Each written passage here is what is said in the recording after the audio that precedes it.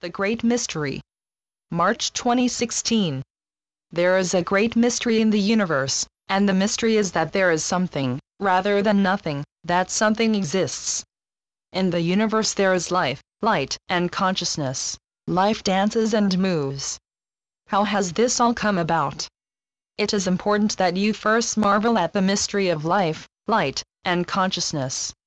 These elements cannot exist in isolation. Where there is life there is also light and consciousness.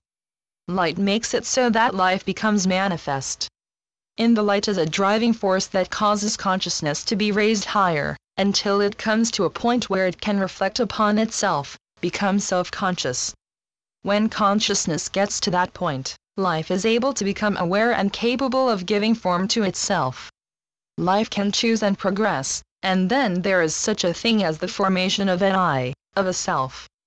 This is the birth of the soul. But I shall take a step back and describe the principles of life, light, and consciousness. Where do they come from? What is the origin of life? In the lap of the cosmos is a void, an emptiness that breathes, a fullness in the silence. That is the origin of life, and you can connect with that origin by breathing silently.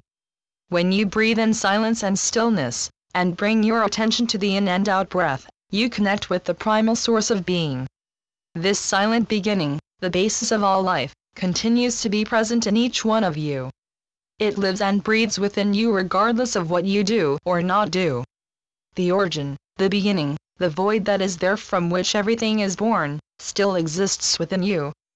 To realize that, sets you free, as well as releases the limits of who you are. It reveals the relative, dual nature of your individuality. In that initial void, in that space, there is not yet individuality, there is no unique soul. There is pure isness or beingness.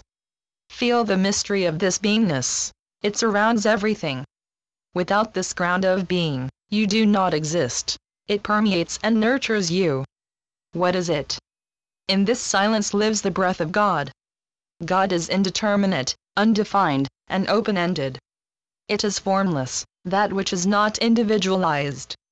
God is aware of everything, but in this great field of limitless awareness that is God, there are pockets, or hollows, in which a lack of awareness predominate. That lack of awareness makes it possible for life to grow and flourish there. God, being, has created places where life is unaware, from where a desire for awareness can develop and grow toward the light. You are located in such a hollow in the field of consciousness that is God. God had to create a lesser awareness in order for individuality to emerge. In order to create individual life, God had to do something paradoxical, because in its essence God is everything. Everything that exists is in God, both what is possible and what is not possible. So God had to create places of lesser awareness to allow the soul to be born. The soul is a defined and limited awareness that finds her way through time and space, seeking always that union with God from which she was born. The soul's birth was a leap into the darkness of oblivion. By creating awareness at the level of the individual, there is something new, something great created in God, a living awareness that grows, and is dynamic and becoming, and life is changed, is in a state of becoming.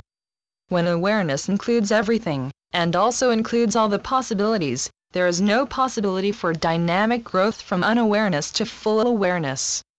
It is only through this dynamic process that light is created in the spiral of growth of the soul, from her birth to her youth to her maturity. And it is this growth in the field of time and space which will add to the awareness of God. The soul lives in a love relationship with God. God is the soul's source, its ground or matrix, and the goal toward which the soul strives. And God creates the soul so God can find gratification in the soul's urge toward becoming, with the depth of feelings that result. The mystery is that God itself, in this way, becomes visible, tangible, experiential, through the individual awareness that the soul carries within herself. That is the purpose of the birth of the soul. The soul is drawn to lose her way in the hollows of awareness, at least in part.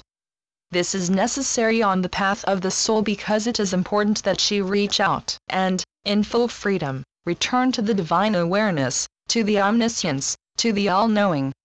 That is why evil, that which is considered bad, is to be a part of her journey. When the soul reaches out toward the beginning, toward the essence of who she is, toward the God in herself, it is precisely in that void, the unlimited and all-embracing nature of God's being, that she experiences her liberation. The soul has then come home. Light and dark are elements that belong to the journey of the soul. The play of light and dark is created because God withdraws its awareness, or hides it, in certain parts of the cosmos, and there gives free play to the soul. The creation of the soul is actually a contraction, a narrowing of awareness. But that process has a purpose, because it is precisely in that contraction that there is a movement, a process of realization which is important and valuable, and it is that process which creates light. Light emerges where the individualized awareness opens toward the divine source. The stronger the light becomes, the more awareness grows, and the more the connection to the One is felt. Contraction then gradually opens to full awareness. This interplay of contraction and omniscience is the essence of creation. In that dance between both poles, God reaches its greatest expression. Yeshua. Channeled by Pamela Kribbe. www.yeshua.net